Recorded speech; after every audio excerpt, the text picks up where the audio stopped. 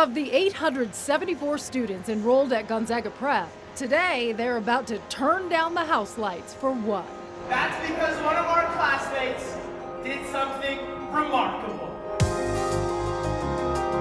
So remarkable, it's achieved by only about 0.1% out of millions of high school students. The highest score possible on the ACT, the 36. And while the student who accomplished this extraordinary feat is not one to grab the spotlight, First and foremost, short of diving out of the spotlight, today there's no avoiding it. ladies and gentlemen, if you would turn your attention to the center aisle and give a huge round of applause to Jacob!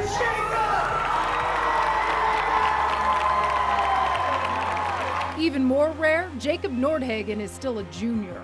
The 16-year-old took the ACT to just kind of identify any weaknesses. Turns out, no weaknesses here. At first when I saw it, I'm like, oh wow, I got a 36. So when he showed us his score, he couldn't believe it. So he's like, Dad, this is for real. And then my husband was like, I think that's a sample. I think that's a sample score. You sure that's your actual score? And like, that's his name right on top of it though. So I think that's pretty much his score. First, I'm like, yeah, I'm pretty sure that's my real score. It was rough, I know, it was. It's both real and, according to his chemistry teacher, kind of unreal. I've never seen that, ever.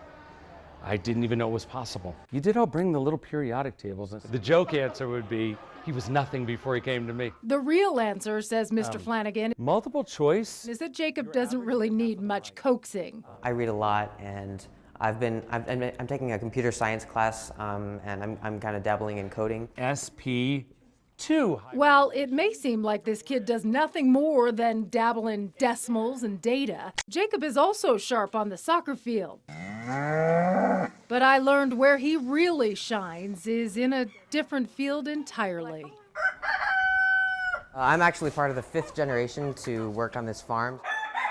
These are our chickens. We've got pens along both walls here. Chickens, cows, and when the weather warms, a bounty of produce too. Running this Chatteroy farm takes a lot of work from family, which includes Jacob and his 3 younger brothers. I'm Andrew, and I'm 15. I'm Caleb, and I'm 13 years old. I'm Lucas, and I'm 9 years old. Yeah, what we're doing here is really just kind of a continuation of the family legacy.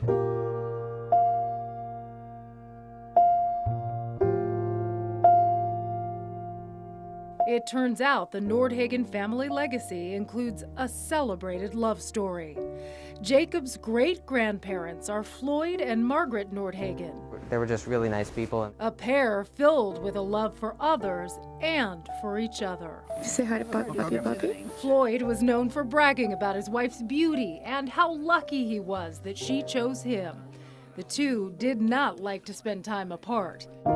When Floyd could no longer push the lawnmower by himself, the two pushed it together.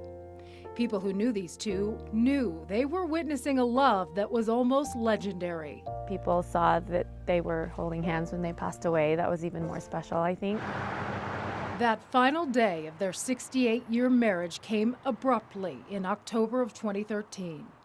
Family says it was God who took Floyd and Margaret together in this crash. Their final act of love even stunned troopers who found the couple hand in hand in the wreckage. You know, you don't see that every day. We actually had to ask her to let go of him so that we could get him out of the car. It's a story of love that lasts a lifetime, which I think is rare these days. Which is why the story of Floyd and Margaret's unbreakable bond was shared by people across the U.S. and beyond. Something that may solely appear tragic, perhaps also a gift. I honestly don't know what they would have done without each other. So in a way, it was a blessing that they went at the same time. So you see, Floyd and Margaret together are woven into the fabric of their farm, woven into Jacob and his brothers too. Their goodness is alive and well in Jacob, who pours his heart into the farm, where bonds seem to grow stronger than steel. Oh, they'll be really, really proud. Proud of the kid who has his sights set on Stanford, a school fittingly known as the farm. And while this stunningly perfect college admissions test should help Jacob get to that farm, much like Floyd and Margaret, Jacob will likely never linger far from this one. Being with my family is my favorite thing to do. Perhaps that's why the Nordhagen family cultivates such beautiful eggs, perfect produce, and an extraordinary crop of people too.